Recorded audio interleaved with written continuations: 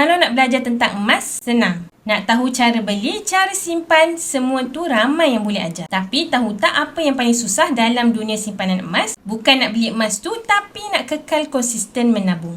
Ramai orang jatuh bukan sebab tak ada duit, tapi sebab tak ada disiplin. Hari ni semangat nak simpan, bulan depan senyap.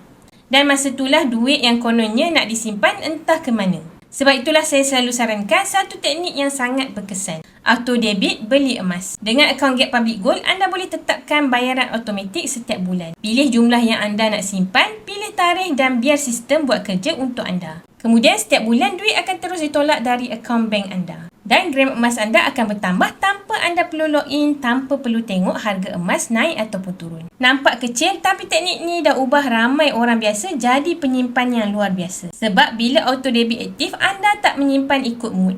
Anda menyimpan ikut sistem. Itulah yang orang bijak kewangan buat. Mereka paksa diri simpan dulu baru belanja. Dan hasilnya walaupun perlahan, simpanan mereka tetap bertambah. Ingat, konsisten lebih penting daripada jumlah. Sikit tapi berterusan, itulah yang bina kekayaan sebenar. Jika anda nak mula menabung dengan cara ni, rujuk video saya 5 langkah mudah daftar akaun Public Gold atau DM saya terus untuk saya bantu anda sebaiknya. Ingat, Public Gold mudah, murah dan patuh syariah. Jemput follow.